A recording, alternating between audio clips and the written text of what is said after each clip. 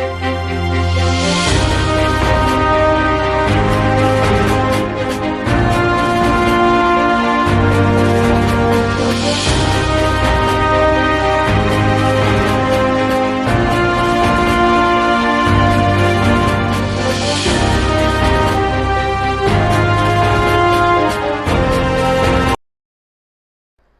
अस्सलाम वालेकुम।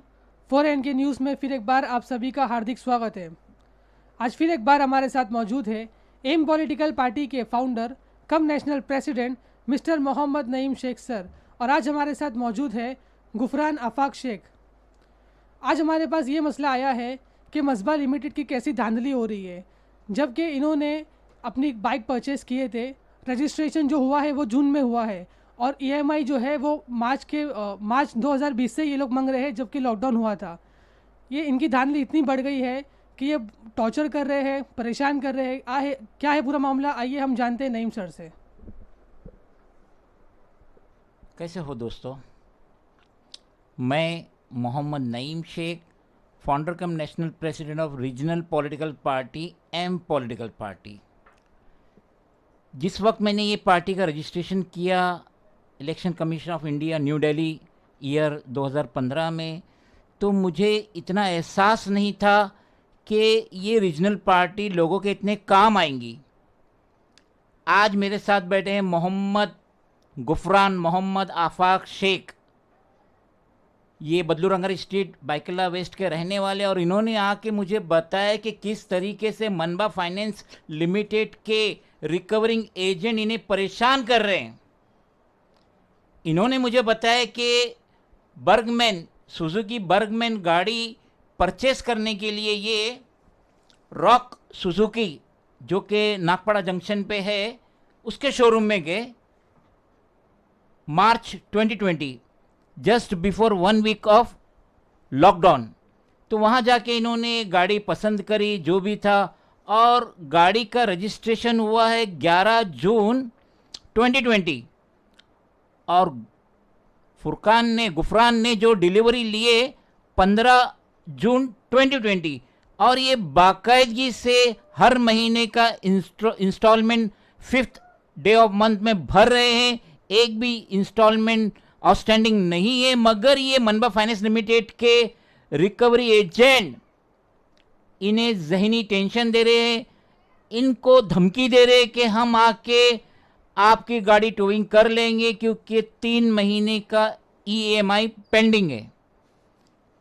ये है सर्टिफिकेट ऑफ रजिस्ट्रेशन, ये उसकी कॉपी है जिसमें क्लियर कट बताया गया है कि ये गाड़ी का रजिस्ट्रेशन 11 जून 2020 को हुआ और डिलीवरी जो ली गई है 15 जून 2020। तो इस लिहाज से ये 3 महीना एडवांस का ईएमआई किस बेसिस पे मांग रहे हैं, उस पे सितम ज़रीफ़ी ये, भले ही ये हर महीने का ईएमआई बराबर भर रहे 5 तारीख को, उसके बावजूद 3 दफ़ा पेनल्टी इन पे लगाई गई है 826 रुपया पर टाइम, फिर 325 का भी पेनल्टी लगाया गया है।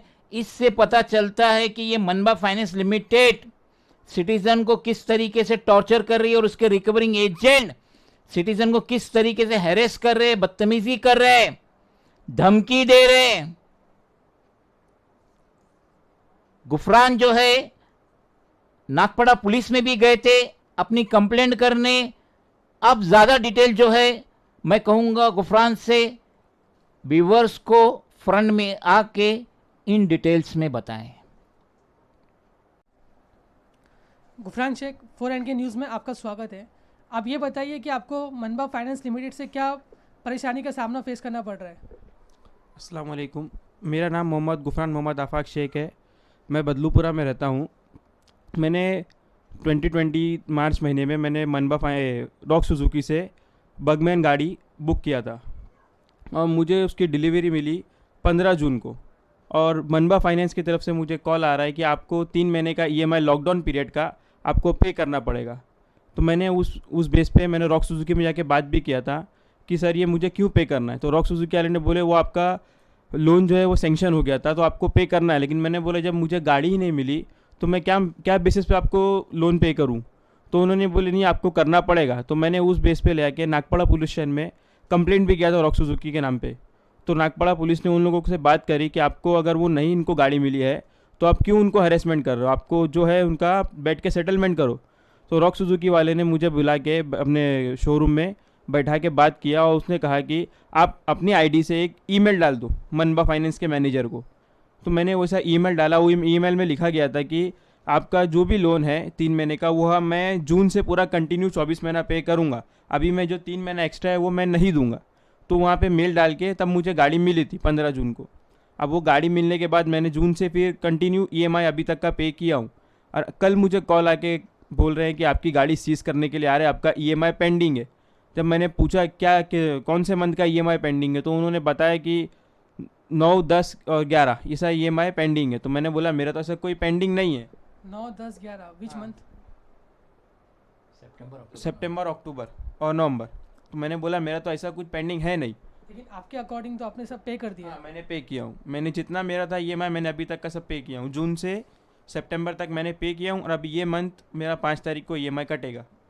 तो आपके अकाउंट से जब पेमेंट कटती है तो आपको तो कुछ रिसीव वगैरह या मैसेज वगैरह तो आता होगा ना? हाँ, अभी मेरे को कुछ जून से लेके जनवरी तक मैसेज आए, लेकिन उसके बाद मेरा 3 बार 826 रुपीज़ कटा पेनल्टी। वो क्यों कटा वो मुझे नहीं मालूम। फिर उसके बाद एक 325 रुपीज़ कटा, वो भी नहीं मालूम क्यों कटा। मैंने मालूम करने के लिए कॉल किया तो लेकिन कोई रिसीव कॉल मुझे किया नहीं, तो मैंने छोड़ दिया। मैंने बोला जाना दो। अब मेरे से जो पेमेंट ली जाती है वो ऑनलाइन ली जाती है, डायरेक्ट मतलब जीपे से करो या व्हाट्सएप पे आईडी आती है, उस पर आपको पे करना पड़ता है। तो वो मैं वैसा पे कर रहा हूँ अभी। लेकिन आप जब पे करते हो तो आपके अकाउंट में तो रिफ्लेक्ट करता होगा ना कि ये पेमेंट कटी है, यहाँ पे गई है। हाँ, वो रिफ्लेक्ट करता है, मनबा ने काटी है वैसा लिख के अकाउंट में पासबुक में आता है मेरी।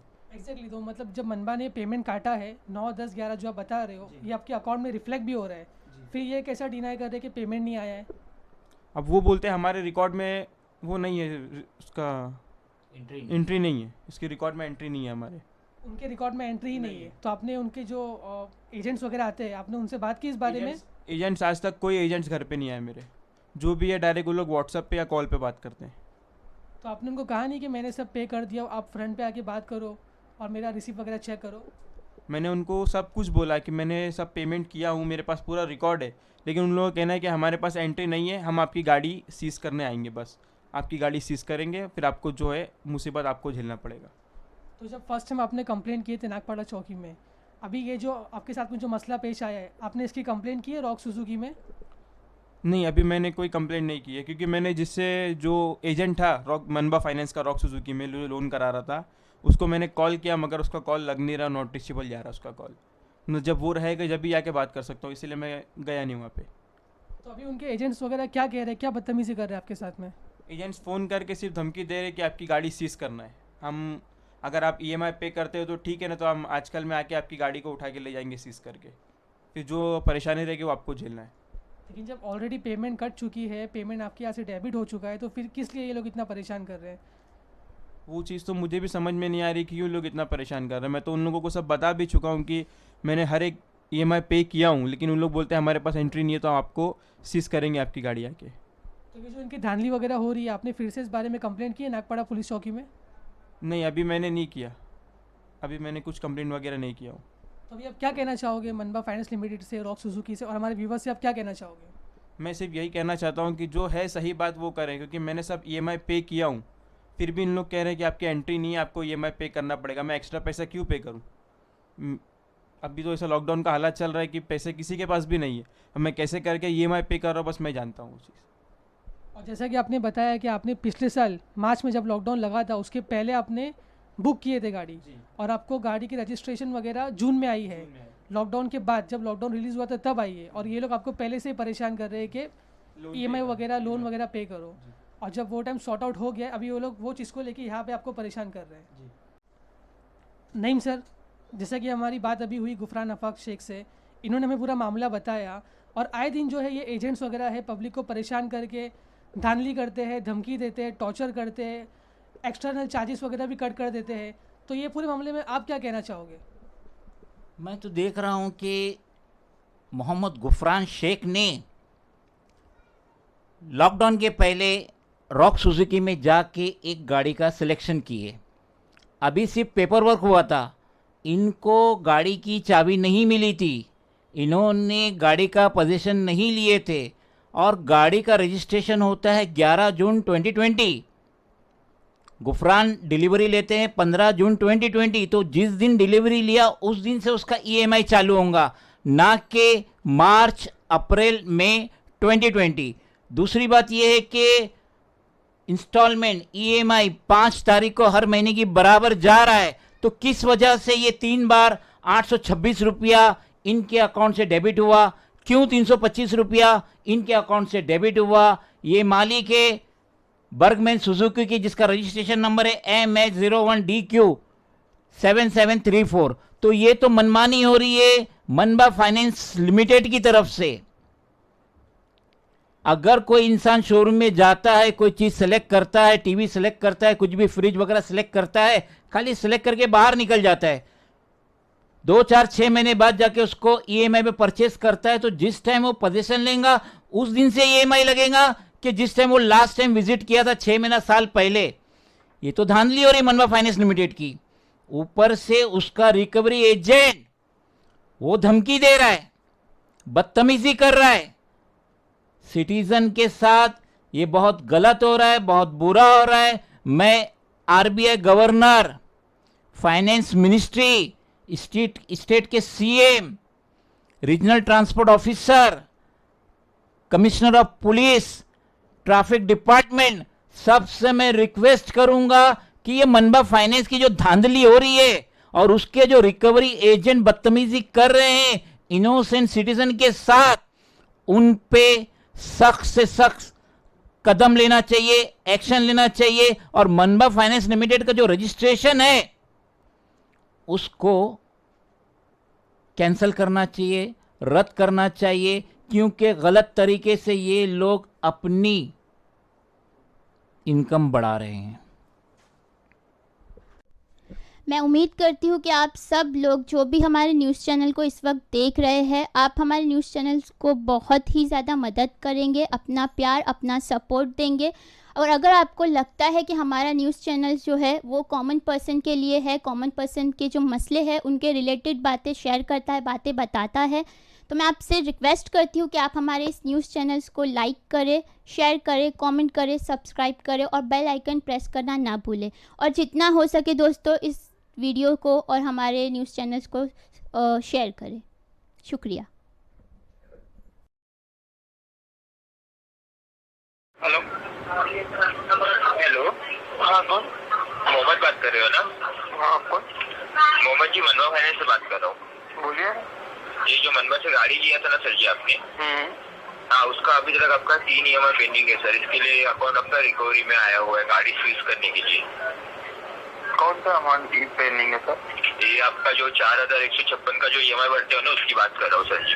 तो कौन से मंथ का सर वो तो बताओ। ओके, 1 मिनट लाइन पे बने रहिए, मैं बता देता हूँ। ये सर आपका 7वें महीने का, 8वें महीने का और 9वें महीने का, ऐसा करके 3 ईएमआई पेंडिंग है सर। 7वां 8वां 2020 2021 21 में नहीं है सर, 20 में होगा सर।